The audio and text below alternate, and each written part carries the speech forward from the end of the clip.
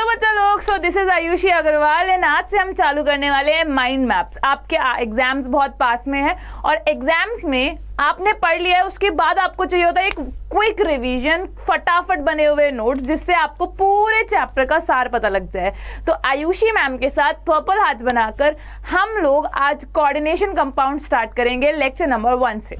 अगर किसी बच्चे को फुल फ्लेजेडली पूरा लेक्चर देखना है तो उसकी डिस्क्रिप्शन में लिंक दे रखी है, आप उस पर क्लिक करेंगे और आपको सारा का सारा पूरा 1 शॉट लेक्चर मिल जाएगा। तो आपके पास दोनों ऑप्शन है, आप ये माइंड मैप भी देख सकते हैं और जाके वो भी देख सकते हैं। तो वेलकम एवरीवन टू अड्डा स्कूल एंड पर्पल हार्ट्स बना के हम इस सेशन को चालू करेंगे। सबसे पहले मैं आपको एक चीज़ बताने वाली हूँ कि ना बच्चों, 12th का साल चल रहा है आपका और यहाँ से आपकी लाइफ एक बहुत बड़ा टर्न लेने वाली है।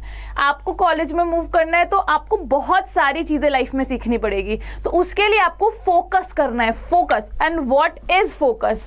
Follow 1 course until you are successful. ऐसा नहीं है कि आप 50 कोर्स देखोगे और 50 कोर्स हर रोज़ नया काम चालू कर दो। कुछ आपके पास ना, तो आप गोल तो आपके पास है ना। बचपन में सबने सोचा था ऑडी खरीदनी है, पर वो स्टेप्स कहाँ हैं, कैसे? तो सिंपल सी बात है कि अपने रूटीन को फॉलो करो, डेली रूटीन बनाओ और एक कोर्स को कंप्लीटली फॉलो करो। दिस इज आवर ऐप, अड्डा की ऐप, जहां आपको daily quizzes, job alert, subject wise quizzes, सब कुछ मिलता है, सब कुछ। तो आप वो जरूर डाउनलोड करें और जो हमारी आज का लेक्चर है उसकी PDF भी आपको ऐप पे जाके मिलेगी। आपके पास ये जो PDF है उसका लिंक डिस्क्रिप्शन में ही दे रखा है, आप उसको जाके क्लिक करोगे तो डाउनलोड हो जाएगा। और सब्सक्राइब कर लो 11th-12th के चैनल को। तो बच्चा लोग, कोऑर्डिनेशन कंपाउंड में सबसे पहला सवाल कि बच्चा कोऑर्डिनेशन कंपाउंड होता क्या है, सबको पता है। एक कॉम्प्लेक्स क्या होता है जो नॉर्मल नहीं हो? NaCl तो नॉर्मल है। तो कोऑर्डिनेशन कंपाउंड और डबल सॉल्ट 2 तरह के कॉम्प्लेक्स होते हैं। कोऑर्डिनेशन कंपाउंड में एक डब्बा होता है, जैसे मैंने लिखा FeCN4, FeCN6 और K4। तो जो ये डब्बा है ना, ये ब्रेक डाउन नहीं होता है। वेयर एज अगर डबल सॉल्ट है KCl MgCl2, और कैसे अच्छे लगते हैं? बड़े अच्छे लगते हैं, तो अच्छे से 6 याद रखो। तो 6 H2O है हमारे पास। अगर मैं इसको पानी में डालती हूं तो ये कंप्लीटली डिसोसिएट हो जाएगा। K+ के आयंस मिलेंगे, Mg+2 के आयंस मिलेंगे, Cl- के आयंस बनेंगे। एक आयन टूट जाता है। वहीं पे कोऑर्डिनेशन कंपाउंड में एक आयन नहीं टूटता, 4 K+ बनेंगे और ये पूरा ब्रैकेट एक साथ रहेगा। तो कंप्लीट डिसोसिएशन नहीं होती है। अगर आपसे पूछा जाए इन दोनों में से कंडक्टिविटी किसकी ज्यादा है, जिसमें ज्यादा आयंस हैं उसकी कंडक्टिविटी ज्यादा होगी। इजी। तो ये दोनों में डिफरेंस समझ आया कि इसमें कंप्लीट डिसोसिएशन ऑफ आयन आता है, हर एक आयन का अपना पर्टिकुलरली टेस्ट आता है, वेयर एज इसमें नहीं आएगा। साइनाइड का टेस्ट ये नहीं देगा। मोहर सॉल्ट उसका एग्जाम्पल है, दिस इज कार्नेलाइट ओर का नाम है, पोटैश एलम इसका एग्जाम्पल है। तो जल्दी जल्दी आगे बढ़ेंगे। अब हमें पता है K4 FeCN6 ये एक कोऑर्डिनेशन कंपाउंड है। इसमें जो ये K4 है इसे कहते हैं काउंटर आयन। जो भी बाहर जुड़ा हुआ होता है, चाहे वो कैटायन हो चाहे वो एनायन हो, कैटायन इज कटा हुआ आयन। अगर फास्ट लग रहा है तो मुझे बताएंगे कि स्लो करना है। अगर आपको कोई दिक्कत आती है तो आप कमेंट बॉक्स में कमेंट करेंगे। जो भी चीज़ बाहर जुड़ी हुई हो उसे हम कहेंगे काउंटर आयन। जो ये 6 लोग जुड़े हुए हैं, जो भी हमारे इस मेटल के साथ जुड़ा हुआ हो उसे हम कहेंगे लीगेंड, उसे हम कहेंगे लीगेंड। और जो ये 6 नंबर है, जो ये नंबर होगा काउंट करना, अब ये तो एक तरह का लीगेंड है तो इसे कहेंगे होमोलेप्टिक लीगेंड। पर बेहद सारे लीगेंड होते तो हम कहते हेट्रोलेप्टिक लीगेंड। तो उन सबका टोटल नंबर कि भाई कितने लीगेंड्स जुड़े हुए हैं उसे कहते हैं कोऑर्डिनेशन नंबर। लेट्स रिपीट, जो बाहर जुड़ा हुआ है काउंटर आयन, जो बीच में है जो मेटल के साथ है उसे लीगेंड कहेंगे, और कितने लीगेंड है वो कोऑर्डिनेशन नंबर होता है। और जो ये कंपाउंड है Fe है, इसे कहते हैं हम सेंट्रल मेटल, सेंट्रल मेटल। और इस पूरे को हम कहते हैं कोऑर्डिनेशन एंटाइटी। क्या कहते हैं? Coordination entity. होमोलेप्टिक का मतलब समझ आया, हेट्रोलेप्टिक का मतलब समझ आया, एकदम सुपर कूल, बिल्कुल सही है। तो इतने तक हमको कोई डाउट नहीं है। हमने सीखा डबल सॉल्ट, हमने वहीं पीछे छोड़ दिया। पानी में डालेंगे तो एक एक आयन अलग हो जाएगा, आयन अलग होने के बाद उसका हर एक टेस्ट आएगा। कोऑर्डिनेशन कंपाउंड में ये चीज़ें हैं, आप स्क्रीनशॉट लें और इसकी PDF आपको टेलीग्राम साथ साथ ऐप दोनों पे मिल जाएगी, लिंक डिस्क्रिप्शन में है। अब हमें इस चैप्टर में 5 चीज़ें करनी है, बस पूरा चैप्टर इन्हीं 5 चीज़ों पे डिपेंडेंट है। Introduction, Werner theory, nomenclature, VBT और CFT।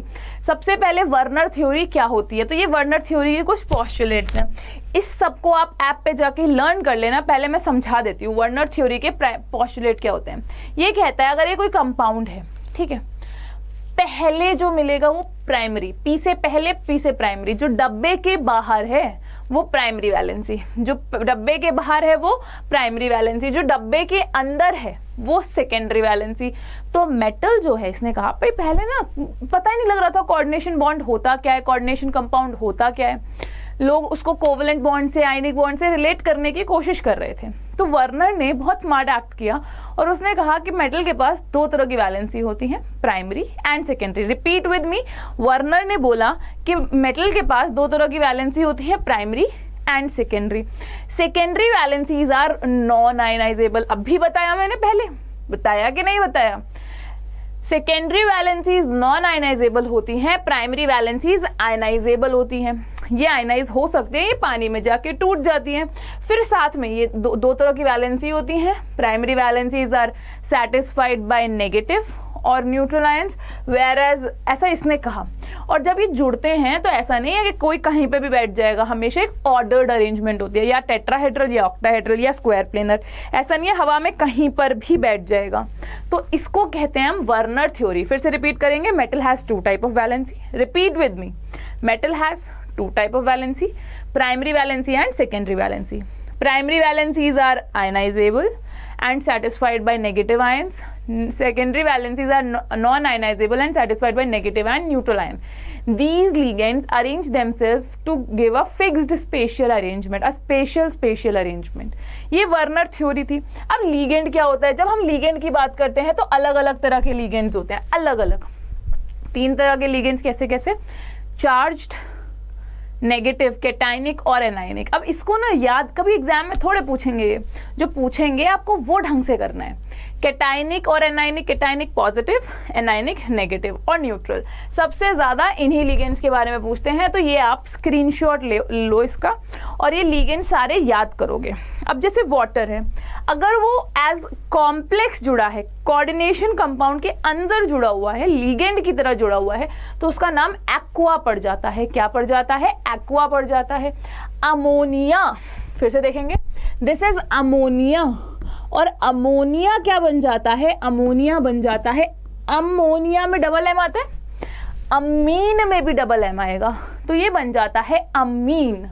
CO जो है वो बन जाता है कार्बोनिल। क्या बन जाता है? कार्बोनिल। ये देखो, ये क्या है? देखिए, इस लिगेंड को कहेंगे हम बाइडेंटेड लिगेंड। एक एक चीज बताएंगे, ऐसा कुछ रहेगा नहीं जो छूट जाएगा, बट थोड़ा फास्ट रहेगा। अगर किसी को स्लो डाउन प्रोसेस देखना है तो आप वो जाके डिस्क्रिप्शन में 1 शॉट की वीडियो है, वो जाके चेक करो। बाइडेंटेट लिगेंड, देखो ये इस नाइट्रोजन से भी अटैक करेगा और ये इस नाइट्रोजन से भी अटैक करेगा, तो इसमें 2 अटैक्स होंगे, तो इसको कहते हैं हम बाइडेंटेट लिगेंड। समझो, मेरे कितने हाथ हैं? 2 हाथ हैं। ऑक्टोपस के कितने होते हैं? 8 हाथ। अगर मैं ऑक्टोपस से हाथ मिलाने गई तो 4 मैन जुड़ जाएंगे उससे, 4 लोग उसके 2-2 हाथ पकड़ लेंगे, हाँ या ना? पर वहीं पे अगर किसी को डॉग से हाथ मिलाना है तो वो 2 लोगों को जोड़ेगा। तो एक बंदा डबल वैलेंसी रख रहा है। तो अगर मैं कहीं पे लिखती हूँ M, इसको EN लिखते हैं, अभी समझाती हूँ। EN ट्वाइस, इसका मतलब इसका कोऑर्डिनेशन नंबर कितना होगा? इसका कोऑर्डिनेशन नंबर कितना होगा? तो जवाब आएगा मेरे बच्चों, कोऑर्डिनेशन नंबर होगा इसका 4, क्योंकि लग रहा है कि ये 2 हैं। क्या लग रहा है? कि ये 2 हैं, किंतु, लेकिन, किंतु परंतु ये 2 नहीं है भाई मेरे, 2 नहीं है, ये 4 है। एक बंदा 2 हाथ से जुड़ा है, छुपे हुए हैं बाइडेंटेट। और आपके सिलेबस में 2 बाइडेंटेट लिगेंड है, ऑक्सलेटो और EN। तो देखो कितने कार्बन? 2। इथेन 1 और 2, 1 और 2 डायमीन। अब तुम पूछोगे मैम अमीन में डबल एम लगाएं क्या? देखो बच्चों, ये अमोनिया था तब डबल एम था, ये अमोनिया थोड़े है, ये तो अमीन है ना। और जिसमें अंदर ऐसे डाई और ट्राई लिखा आ जाता है ना, तो उनके नाम के पीछे, जैसे अब ये 2 हैं तो इनको डाई इथेन 1,2 नहीं बिस लिखते हैं, बिस इथेन 1,2 डायमीन, समझाऊंगी मैं। पर ऑर्गेनिक लिगेंड्स में ऑलरेडी डाई ट्राई आ जाता है, तो उनके लिए जो सफिक्स है, जो प्रीफिक्स है, वो बिस, ट्रिस, टेट्राकिस ये आता है। अगर कभी भी, अब जैसे ये मिथेनमाइन है, मिथाइल CH3NH2, इसे कहेंगे मीथेनामाइन। क्या कहेंगे? मीथेनामाइन। चार्ज है 0। अब आप देखो, जहां से आपके पास नेगेटिव चार्ज आएगा वहां से, ये इंपॉर्टेंट है कि लिगेंड के नाम के पीछे O आएगा। साइनाइड का बन जाएगा साइनाइडो, SCN का बन जाएगा थायोसाइनाइड, और ऐसे ही सब याद कर लो। सबसे इंपॉर्टेंट फिर बचता है ये, इसे कहते हैं OX, ऑक्सालेटो। इसका भी डाइडेंटेट होता है, और आपके सिलेबस में यही दोनों डाइडेंटेट है और एग्जामिनर खेलता है इससे, समझ लो। तो this is also didentate ligand. Take screenshot and learn these. Screenshot लो। अब देखो, S से जुड़ा हुआ था तो थायोसाइनेटो, N से जुड़ा हुआ है तो आइसोथायोसाइनेटो। ऐसे टाइप के लिगेंड्स को एम्बीडेंटेट लिगेंड कहते हैं, और ये आप पहले भी कर चुके हो। एम्बी का मतलब ही डुअल होता है, इसको एम्बीडेंटेट लिगेंड कहते हैं, जो 2 साइड से अटैक कर सके। कितने साइड से अटैक कर सके? 2 साइड से अटैक कर सके। तो इतने में कोई प्रॉब्लम है? ये हो जाएगा। फिर हम आगे बढ़ते हैं। अब ऑक्सीडेशन स्टेट कैसे निकाले, तो उसके लिए आपको ये याद होना चाहिए, तभी आप ऑक्सीडेशन स्टेट निकाल सकते हो। अगर आपने इस मेटल का ऑक्सीडेशन स्टेट निकाल दिया तो आप एक स्टेप नॉमेनक्लेचर के लिए बढ़ जाओगे। अब देखो कैसे निकालते हैं। M को मैंने X मान लिया क्योंकि इसकी पता नहीं होती है। EN, ethane 1,2 diamine. क्या चार्ज था इस पे? 0। याद रखना है। ये कितने हैं? 2। वैसे तो लिख देती हूँ बट कोई फायदा नहीं है। C2O4 2 माइनस थे, C2O4 2 माइनस थे, तो ये -2। Cl पे चार्ज -1। इस पूरे पे चार्ज कितना है? कुछ भी नहीं। इस पूरे पे चार्ज कुछ भी नहीं, टोटल हो गया 0। तो ये हो जाएगा x - 2 - 1 = 0, और x की वैल्यू आ जाएगी +3। ये हो गई ऑक्सीडेशन स्टेट। समझ आया? चलो इसको थोड़ा और चेंज करके लिखते हैं। सपोज यहाँ Cl नहीं है और यहाँ पे है प्लस चार्ज। अब इसकी ऑक्सीडेशन स्टेट कैसे निकालेंगे? Cr को x मान लिया, F के लिए -2। अगर यहाँ पे मैं सिखा देती हूँ, अगर यहाँ पे और होते, ये टेबल और होती, फ्लोरीन, क्लोरीन, ब्रोमीन, आयोडीन, तो उसे कहते हैं फ्लोराइडो, क्लोराइडो, ब्रोमाइडो, आयोडाइडो। जो भी नॉर्मल नाम है ना उसमें बस O जोड़ना है। फ्लोराइडो, क्लोराइडो, ब्रोमाइडो, आयोडाइडो। इसका 2 माइनस का हो जाएगा। En का तो अभी सिखाया ही है 0। इस पूरे पे कोई चार्ज है? हाँ है, +1। देखो जो ये है, इस पूरे का चार्ज लिखकर ऊपर वाला चार्ज देखेंगे। जब हमने ये लिख लिया तो x - 2 किसके बराबर आ जाएगा? 1 के, और x की वैल्यू आ जाएगी +3। तो ऐसे अपन आंसर्स लिख लेंगे। ऑक्सीडेशन स्टेट आ गई। अब ये है nomenclature, how to write nomenclature. ये कहानी है पूरी। छोटे में बोले तो सबसे आगे लिखेंगे हम सेंट्रल एटम। जब हम डब्बे में लिखते हैं तो सबसे आगे लिखते हैं central atom, followed by ligands. अब लीगेंड्स भी अल्फाबेटिकली होने चाहिए, पहले अमोनिया फिर एक्वा, अल्फाबेटिकली अरेंज्ड होने चाहिए। स्क्वायर ब्रैकेट में डाला, पहले क्या लिखा? मेटल। फिर से बोलो, पर्पल हार्ट्स बनाओ अगर समझ आ गया तो। सबसे पहले क्या लिखा? मेटल। मेटल के आगे क्या लिखा? मेटल के आगे लिखा हमने लीगेंड्स अल्फाबेटिकल ऑर्डर में, उसके बाद स्क्वायर ब्रैकेट में डाल दिया। अगर कोई बाइडेंटेट या ट्राइडेंटेट या मल्टीपल लीगेंड्स है, ट्वाइस या कुछ भी एक्स्ट्रा है, तो उसमें ऐसे इनको गोल वाले ब्रैकेट में डालना है और नीचे नंबर लिख देना है। कोई जगह नहीं छोड़नी है, लगातार लिखेंगे। और जो भी उसका चार्ज होगा, पूरे पे जो चार्ज आएगा वो यहाँ लिख देंगे। जो भी चार्ज कैलकुलेट कर आएगा उसको यहाँ पर लिख देंगे। ऐसे लिखते हैं हम नॉमेनक्लेचर। एक बार और समझाते हैं। अगर हमारे पास ऐसा कुछ कंपाउंड है, अब मुझे इसका नाम लिखना है। लिखें। सबसे पहले नाम लिखेंगे प्राइमरी वैलेंसी का? नहीं, बिल्कुल नहीं। सबसे पहले लिखेंगे कैटायन का नाम, कैटायन के नाम के बाद लिखेंगे एनायन का नाम। एनायन के नाम में पहले लीगेंड्स लिखेंगे, वो भी अल्फाबेटिकली। उसके बाद मेटल लिखेंगे, उसके बाद मेटल लिखेंगे और मेटल के आगे स्क्वायर ब्रैकेट में ऑक्सीडेशन स्टेट लिखेंगे। फिर से बताएं, चलो लेट्स रिपीट। क्या बोला मैम ने? तुम्हारे लिए जगह छोड़ी है। पहले कैटायन लिखेंगे, फिर एनायन लिखेंगे, पहले कैटायन लिखेंगे, फिर एनायन लिखेंगे। एनायन में पहले लिगेंड्स लिखेंगे अल्फाबेटिकल ऑर्डर में, उसके बाद मेटल लिखेंगे, उसके बाद मेटल की ऑक्सीडेशन स्टेट लिखेंगे, मेटल की ऑक्सीडेशन स्टेट लिखेंगे और उसको खत्म कर देंगे। अगर हमारे पास एनायन में मेटल है, मेटल किस में है? एनायन में। फिर से सुनेंगे, यहां लिखती हूं मैं खुपचे में। अगर मेटल का जो ब्रैकेट है वो एनायन है तो मेटल के नाम के पीछे आ जाता है 8। समझाते हैं। कोबाल्ट बन जाता है कोबाल्टेट, मैंगनीज बन जाता है मैंगनेट, आयरन बन जाता है फेरेट, और प्लैटिनम बन जाता है प्लैटिनेट, गोल्ड बनता है ऑरेट, सिल्वर बनता है अर्जेंटेट। अगर आपको मेरी बातें दोबारा सुननी है तो बैकवर्ड फॉरवर्ड करके आप सुन सकते हो। तो एनायन में मेटल के नाम के पीछे 8 आता है, मेटलेट। और अगर कैटायन है तो मेटल का नाम एज इट इज आता है, मेटल का नाम एज इट इज आता है। चलो लेट्स सी इसका नाम कैसे लिखेंगे। इसका नाम लिखेंगे सबसे पहले लीगेंड का नाम अल्फाबेटिकली। ये क्या है? EN, ethane. First letter capital, बाकी सारे लेटर्स स्मॉल। इथेन। अच्छा, अब कितने हैं? कितने हैं? तो हम बोलेंगे मैम ये तो बताओ 2 है। तो इसके लिए नाम के आगे लिखते हैं बिस। बिस लिखेंगे क्योंकि ये वो था। अच्छा, पर ये बिस और ट्रेस है ना, अल्फाबेटिकल ऑर्डर में नहीं लेते। Ethane 1,2 diamine. अगर इसके अलावा कोई भी होता तो इसके लिए लिखते हैं हम, अब जैसे ये ऑक्सलेट है, क्या है? ऑक्सलेट। तो ऑक्सलेटो, कोई स्पेस नहीं छोड़नी है, लगातार लिखना है ऑक्सलेटो। फिर जो भी मेटल है उसका नाम और फिर उसकी ऑक्सीडेशन स्टेट जो हम अभी निकाल चुके हैं, +3। 3 रोमन नंबर में 3 और फिर लिखेंगे हम एनायन का नाम क्लोराइड।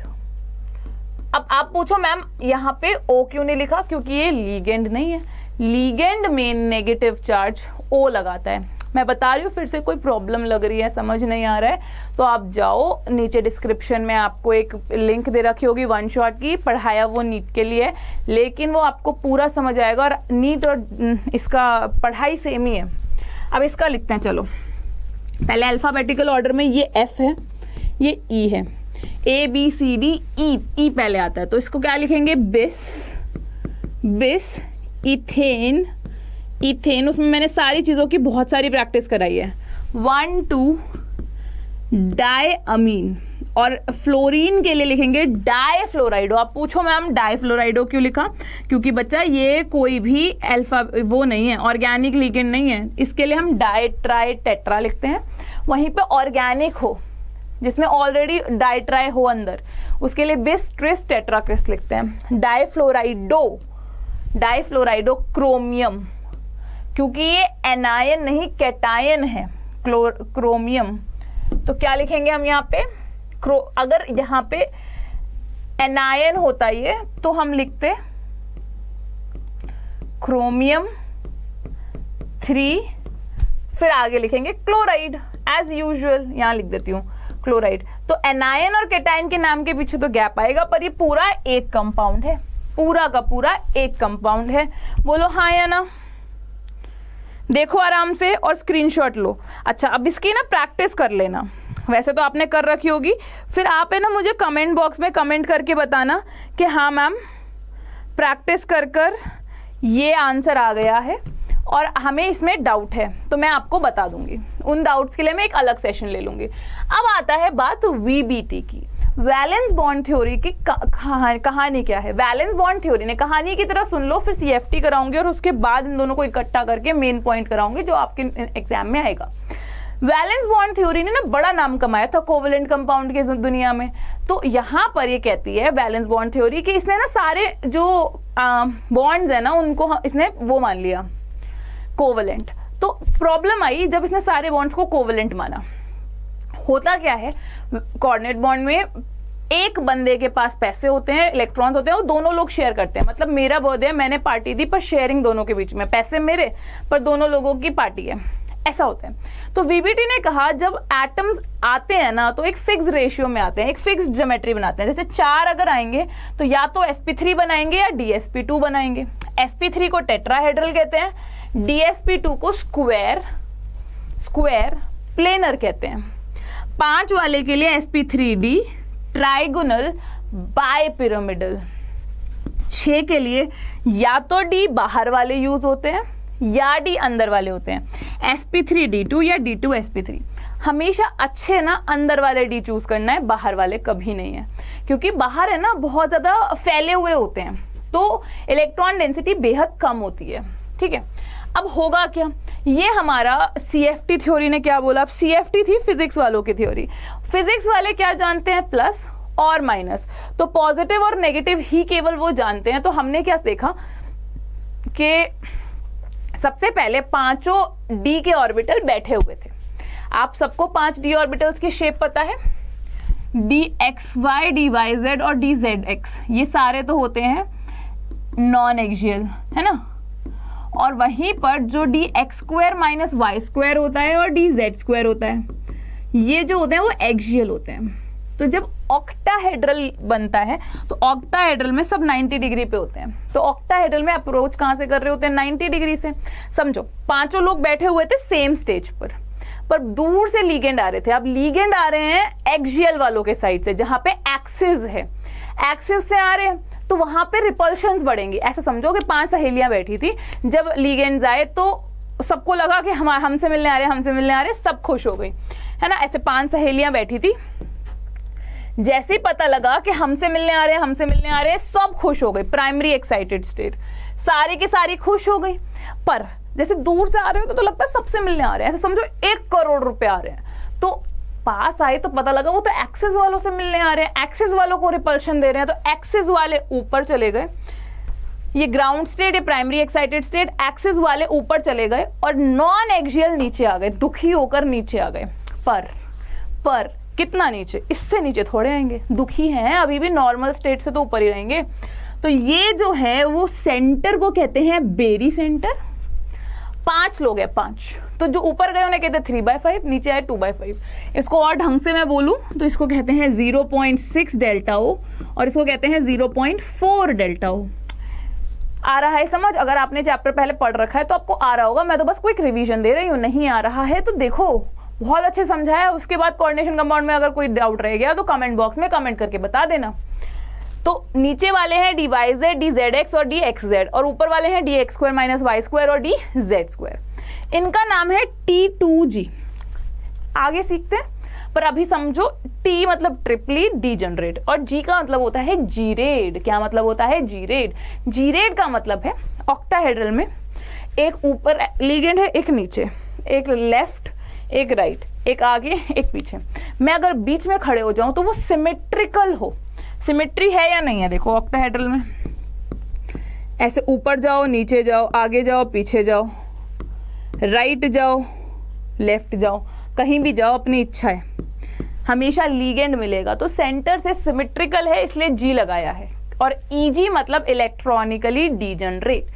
हमेशा याद रखना, CFSE से, क्रिस्टल फील्ड स्टेबलाइजेशन एनर्जी से कभी नुकसान नहीं होता, हमेशा हमें एनर्जी मिलती है। पर ऐसा ज़रूरी नहीं है कि फ़ायदा ही हो, ज़ीरो हो सकती है पर नेगेटिव कभी नहीं होगी। अब सिमिलरली अगर टेट्राहेड्रल की बात करते हैं तो टेट्राहेड्रल में भी 5 सहेलियां बैठी थी। टेट्राहेड्रल में कोई भी एक्सिस से नहीं आता, कोई भी एक्सिस से नहीं आता, एक्सिस के बीच से आते हैं। तो अब जब 1 करोड़ रुपए लेकर आ रहे थे तो अब किससे मिलने आ रहे थे? बोलो बोलो। अगर समझ आ रहा है like the session, purple hearts बनाओ और शेयर भी कर दो। किससे मिलने आ रहे थे? नॉन एक्सियल वालों से। किससे मिलने आ रहे थे? नॉन एक्सियल वालों से। और ये सारे एक्साइटेड हो गए, पता ही नहीं था इनको किससे मिलने आ रहे हैं। ये ग्राउंड स्टेट थी, प्राइमरी एक्साइटेड स्टेट थी। अब पता लगा कि तो किसी और से मिलने आ रहे हैं। अब की बार मिलने आ रहे हैं नॉन एक्सियल वालों से, 3 लोगों से। और देखो इसको T2 लिखा है, इसको E लिखा है, G नहीं लिखना। G रेड नहीं है, ये टेट्राहेड्रल में कोई सिमेट्री नहीं है। यहाँ पे एक बंदा मिला, यहाँ मिल रहा है क्या? नहीं मिल रहा। तो जिरेट जब होता है जब 180 डिग्री पे सेम सब्सटेंस हो, सेंटर से सिमेट्रिकल हो, जैसे स्फीयर होता है।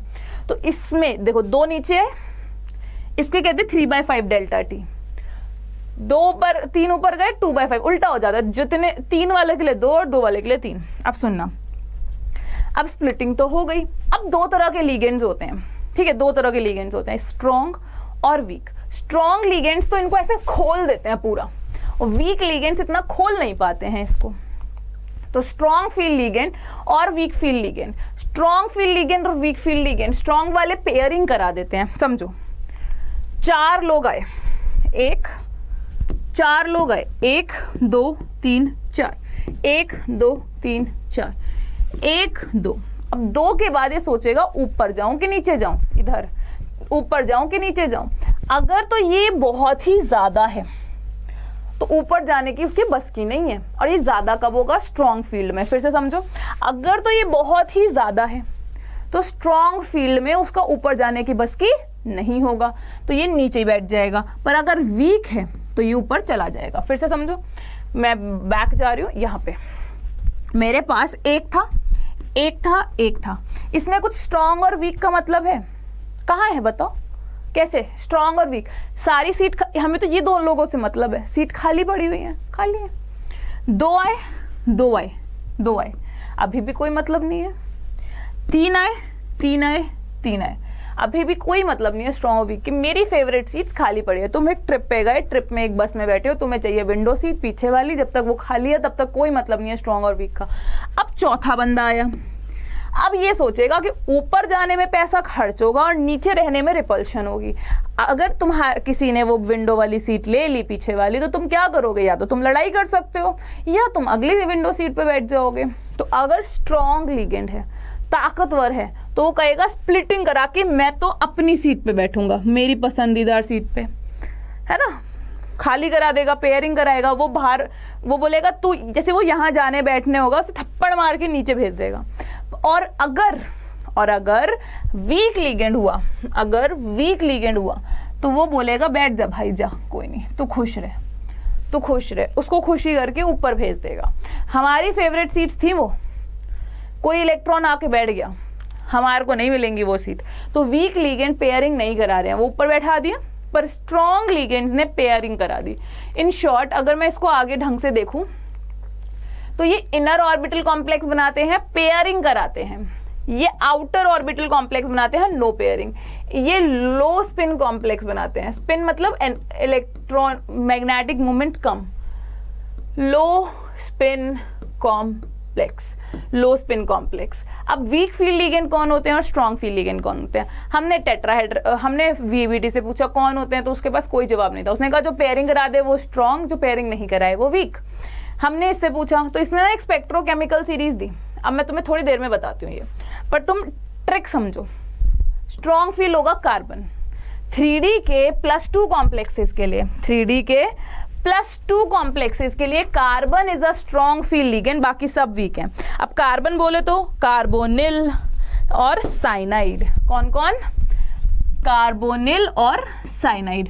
अगर +3 कॉम्प्लेक्स है, चार्ज आ गया कॉम्प्लेक्स पे +3, मेटल पे +3 चार्ज है, तो कार्बन और नाइट्रोजन दोनों स्ट्रॉन्ग फील हो जाएंगे, अमोनिया, EN ये सब स्ट्रॉन्ग हो जाएंगे। वहीं पे ऑक्सीजन और फ्लोरीन क्या हो जाएंगे? Weak field ligand. अब VBT में ऑक्टाहेड्रल कॉम्प्लेक्स जो D1, D2, D3 होता है, जो D1, D2, D3 होता है, वो हमेशा D2sp3 बनाते हैं, irrespective of any case. What is D1, D2, D3?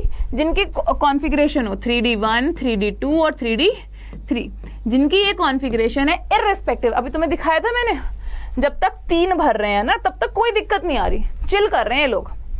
तो D1, D2, D always forms inner orbital complex, बढ़िया कॉम्प्लेक्स बनाते हैं हमेशा।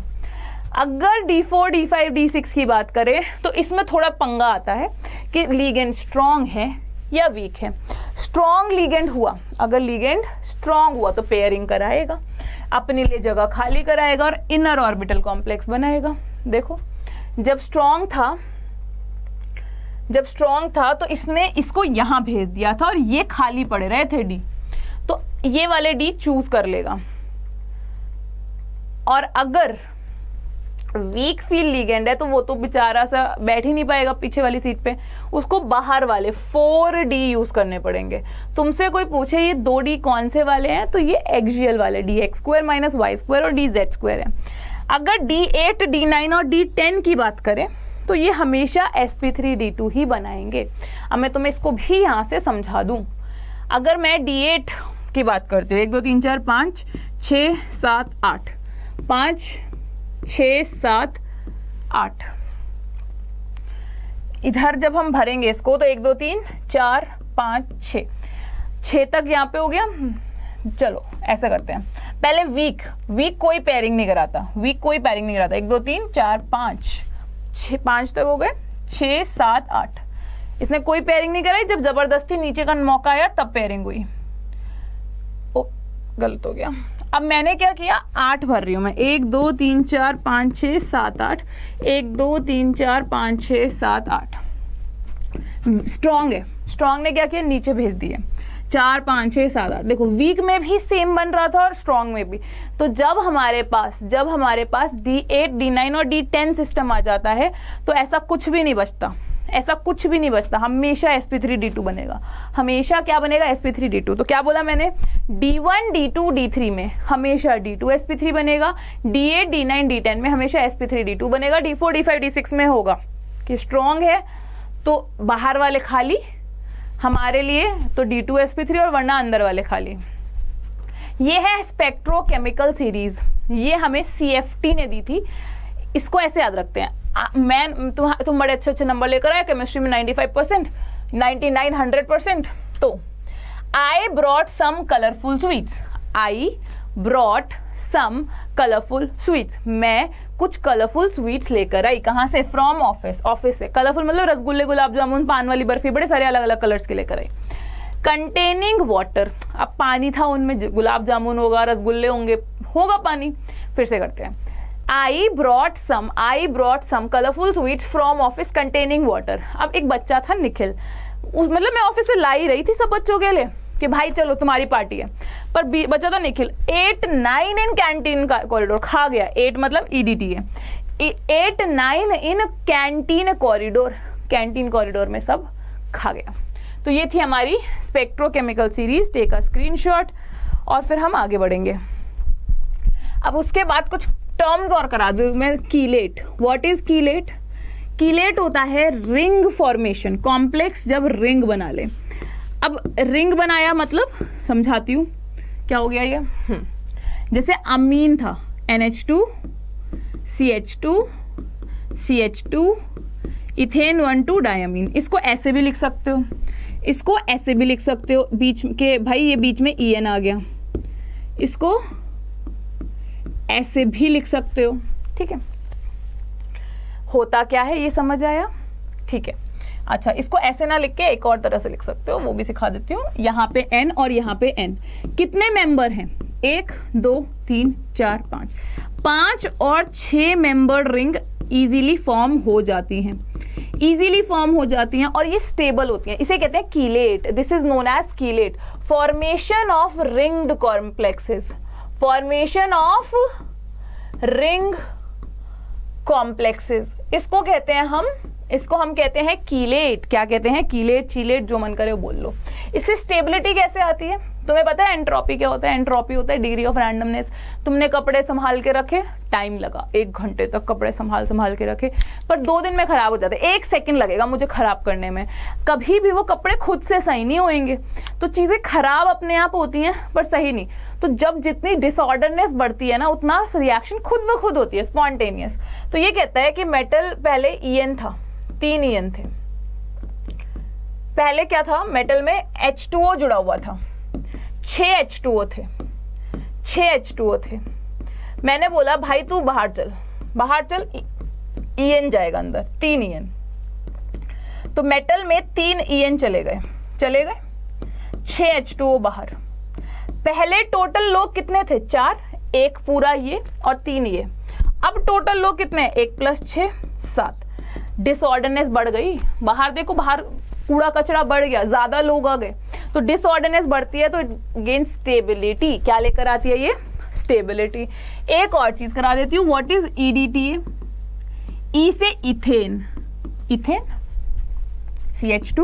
CH2, डी से diamine, NH2, diamine, tetra acetate, acetate मतलब 2 कार्बन, ये हो गया tetra, 4 CH3COO minus, CH3COO minus. ये चैप्टर का पूरा सार था जो मैंने आपको एक साथ बता दिया है। फिर भी अगर कोई दिक्कत है तो कमेंट बॉक्स में कमेंट करना, मैं एक छोटा सा सेशन आपके लिए, डाउट सेशन लेकर आऊंगी।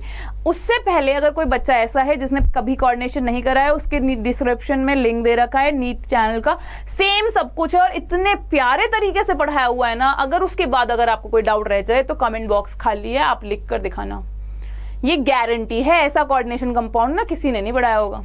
तो आप लोगों को ऐसे ही माइंड मैप्स मैं रोज रोज देते रहूंगी। तब तक के लिए हमेशा हंसते रहो, खुश रहो, मुस्कुराते रहो, पढ़ाई करते रहो, एग्जाम की तैयारी करते रहो। टेक केयर, मिलते हैं नेक्स्ट सेशन में, तब तक के लिए बाय बाय।